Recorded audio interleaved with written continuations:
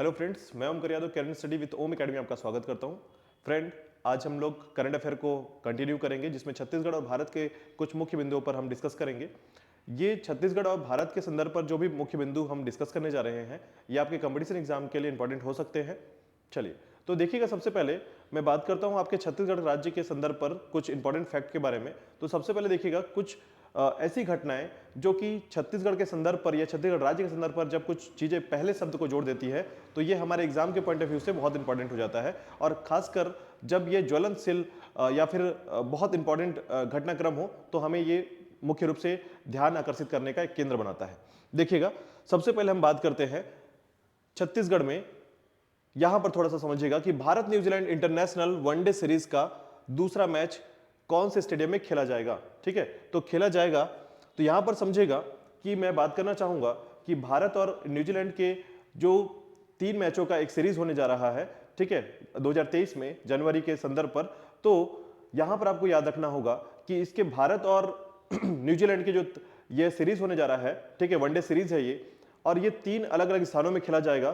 3 match है इसमें, जिसमें पहला मैच आपके हैदराबाद में, दूसरा मैच आपके छत्तीसगढ़ के रायपुर स्टेडियम में और तीसरा मैच आपके इंदौर स्टेडियम में खेला जाएगा। ठीक है, अब इसमें सबसे इंपॉर्टेंट बात आती है कि ये जो भारत न्यूजीलैंड वनडे सीरीज है, ठीक है, इसमें दूसरा जो मैच होने जा रहा है ये हमारे राज्य को 14 साल बाद, ठीक है, यानी 14th ईयर के बाद ये अंतर्राष्ट्रीय इंटरनेशनल मैच जो है अंतर्राष्ट्रीय, साथ ही साथ अगर हम देखें तो ये भारत का इंटरनेशनल मैच तो हो सकता है, लेकिन इससे पहले मैं आपको बता दूं कि 2010 में कनाडा के साथ हमारा छत्तीसगढ़ टीम कनाडा के साथ हमारा एक छत्तीसगढ़ टीम के साथ एक मैच हुआ था।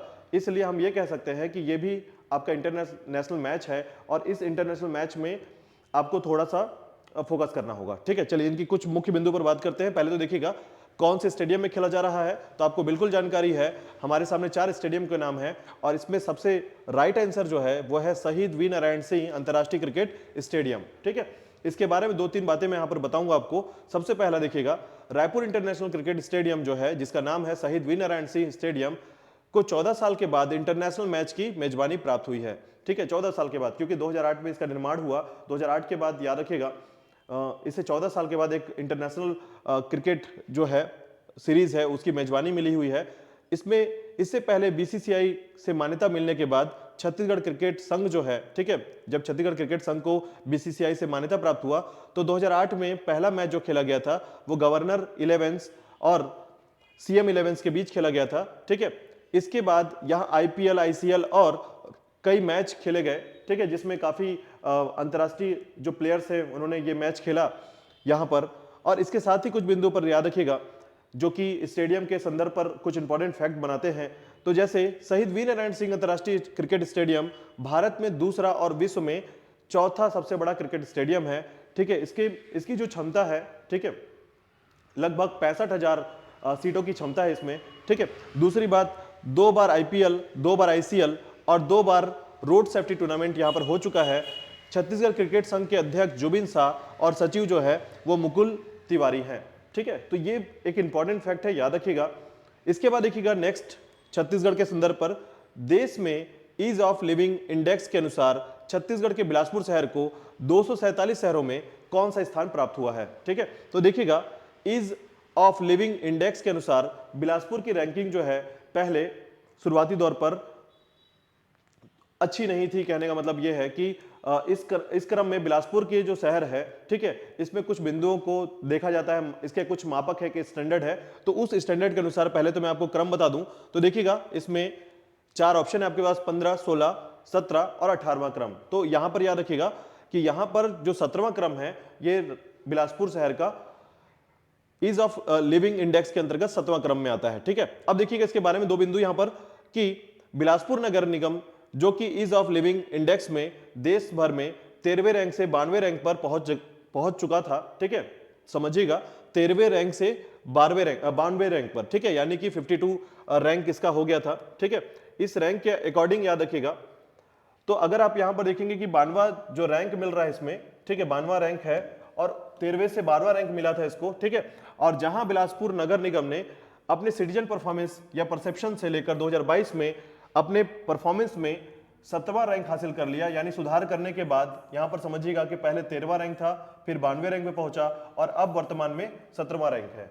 ठीक है, इसी के बाद देखिएगा इसमें निम्न बिंदुओं पर फीडबैक दिया जाता है, यानी ये जो फीडबैक है किस तरीके से इसका स्टैंडर्ड देखा जाता है, तो गुणवत्तापूर्ण जीवन, आर्थिक क्षमता, शहर की व्यवस्था में स्थिरता, गवर्नेंस, शिक्षा, स्वास्थ्य, स्वच्छता, सुरक्षा, रोजगार, आवासों की उपलब्धता, विद्युत आपूर्ति और शहरी परिवहन इत्यादि है। ठीक है, ये सभी मापक बिंदु हैं, पॉइंट्स है जिसमें किसी भी शहर के लिविंग इंडेक्स के अनुसार तय किया जाता है कि उसकी रैंकिंग क्या होगी। ठीक है, तो भारत के 247 शहरों में बिलासपुर का नंबर है आपका 17वां, और इससे एक पहले आप याद रखिएगा भोपाल का जो रैंक है वो 16वां है। ठीक है, चलिए नेक्स्ट बिंदु पर चलते हैं। बोरर कीट किस प्रकार के पेड़ों की प्रजाति, बोरर कीट जो है वो किस प्रकार के पेड़ों की प्रजातियों को संकटग्रस्त कर रही हैं, या फिर किस प्रकार के जो प्रजाति है, पेड़ों की प्रजाति है, वन की प्रजाति है, इसको नुकसान पहुंचा रही हैं। ये अभी एकदम ज्वलंत मुद्दा है। ठीक है, खासकर वन और वनस्पतियों से संबंधित अगर कुछ ऐसे क्वेश्चंस बनते हैं तो वो बहुत इंपॉर्टेंट हो जाते हैं।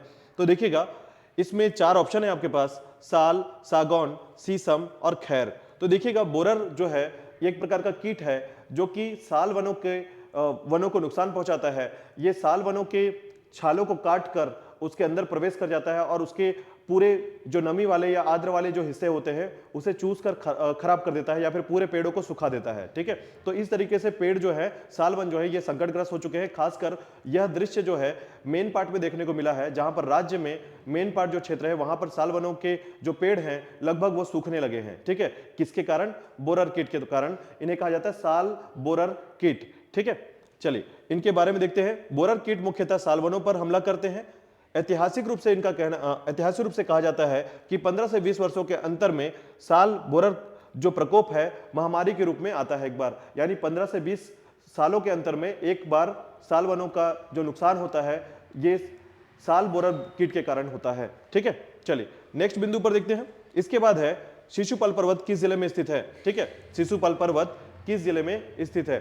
वर्तमान समय में पर्यटन के रूप में काफी विस्तार किया है शिशुपाल पर्वत क्षेत्र में। ठीक है, ये देखिएगा मुख्यतः जिला हमारे पास है, 4 जिले हैं, गरियाबंद, महासमुंद और रायपुर और धमतरी। ठीक है, इसमें सही आंसर है आपका महासमुंद। महासमुंद के अंतर्गत ही यह जिला, यह पर्वत श्रृंखला है। ठीक है, शिशुपाल पर्वत।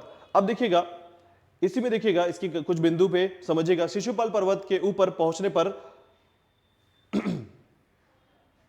यहां पर देखिएगा इसके बिंदु पर कुछ बातें यहां पर याद रखिएगा, जो कि मुख्य रूप से है सरायपाली का शिशुपाल पर्वत ट्रैकिंग का नया पॉइंट बना हुआ है। यह राजधानी रायपुर से करीब 157 किलोमीटर की दूरी पर और सरायपाली से 30 किलोमीटर की दूरी पर स्थित है पर्यटन स्थल शिशुपाल पर्वत। ठीक है, समुद्र तल से इसकी ऊंचाई जो है 900 फीट की है। ठीक है, तो शिशुपाल पर्वत जो है महासमुंद में स्थित है। वर्तमान में देखिएगा लगातार जो 3-4 वर्षों की अगर आप पीएससी के पेपर देखें उसमें कहीं ना कहीं कभी पर्वत श्रृंखला, कभी पहाड़ श्रृंखला, पहाड़ों के बारे में या हिल्स के बारे में पूछा गया है, या फिर कहीं पर कुछ मंदिरों के बारे में। तो ऐसे कुछ क्षेत्र जो कि ज्यादा एक्सप्लोर नहीं हुए हैं, ज्यादा लोग वहां पहुंच नहीं पाते हैं, तो जनरली आयोग हमारा इस प्रकार से क्वेश्चंस को बहुत इंपॉर्टेंट तरीके से देखता है, तो ये एक इंपॉर्टेंट क्वेश्चन हो सकता है। ठीक है, चलिए नेक्स्ट क्वेश्चन देखिएगा।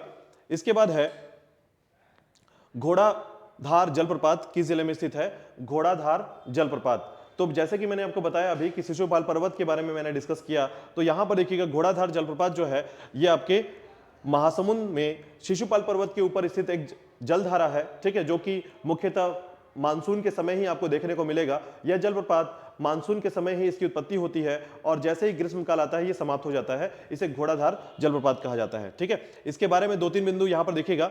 घोड़ाधार जलप्रपात जो है, ठीक है, शिशुपाल पर्वत के ऊपर पहुंचने पर बड़ा सा मैदान है जहां पर बारिश के दिनों में पानी जो है घोड़ाधार जलप्रपात के रूप में करीब 1100 फीट के नीचे से गिरता है। ठीक है, तो ये 1100 फीट जो नीचे गिरता है, इसके कारण इसका नाम जो है घोड़ाधार जलप्रपात है। हालांकि इसकी कहानी जो है यहाँ पर एक किंवदंती है, जहां पर अंग्रेजों से घिरने के कारण शिशुपाल जो राजा थे, इन्होंने घोड़े के आंख पर पट्टी बांधकर इस शिशुपाल पर्वत से छलांग लगा दी थी, जिसके कारण इस जलधारा का नाम घोड़ाधार जलप्रपात और इस पर्वत का नाम शिशुपाल पर्वत पड़ा है। ठीक है, चलिए अन्य बिंदु पर बात करते हैं। इसके बाद आता है आपका राज्य में भूतेश्वर नाथ विशाल प्राकृतिक शिवलिंग किस जिले में स्थित है? ठीक है, राज्य में भूतेश्वर नाथ विशाल प्राकृतिक शिवलिंग किस जिले में स्थित है? तो देखिएगा यह प्राकृतिक और विशाल इसलिए इंपॉर्टेंट है, याद रखिएगा भूतेश्वर नाथ एक शिवलिंग है जो कि विशाल और प्राकृतिक रूप से विस्तृत है। आपके 4 जिले हैं यहाँ पर, रायपुर, दुर्ग, धमतरी, गरियाबंद। तो यहां पर याद रखिएगा यह रायपुर में स्थित है। ठीक है, तो भूतेश्वर नाथ जो प्राकृतिक विशाल का शिवलिंग है वो रायपुर में स्थित है। ठीक है, चलिए इसके बाद थोड़ा सा भारत के संदर्भ पर कुछ बिंदुओं पर बात कर लें। तो देखिएगा भारत में फोर्ब्स की 100 पावरफुल महिलाओं की सूची में केंद्रीय वित्त मंत्री निर्मला सीतारमण को किस क्रम पर स्थान प्राप्त हुआ है? ठीक है, तो देखिएगा हमारी केंद्रीय वित्त मंत्री निर्मला सीतारमण को फोर्ब्स के सूची के अनुसार यहां पर 4 ऑप्शन है हमारे पास, 36वां, 57वां, 63वां और 67वां। ये जो स्थान है इसमें 36वां स्थान प्राप्त हुआ है आपके केंद्रीय वित्त मंत्री निर्मला सीतारमण को। ठीक है, चलिए इनके बाद देखते हैं कुछ पॉइंट्स पर याद रखिएगा। इन्होंने लगातार चौथे स्थान पर इस सूची में स्थान बनाया है, लगातार चौथे साल। ठीक है, लगातार चौथे साल जो है इस सूची पर स्थान बनाया है। इसके बाद देखिएगा Olympic silver medalist Mirabai Chanu ने वर्ल्ड लिफ्टिंग चैंपियनशिप में कौन सा मेडल जीता है, कौन सा पदक इनको मिला है? तो यह ओलंपिक जो है आपके कोलंबिया में हो रहा है, जिसमें स्वर्ण, रजत, कांस्य और इनमें से कोई नहीं, 3 पदक मुख्यतः हैं। तो देखिएगा इसमें इनको रजत पदक प्राप्त हुआ है।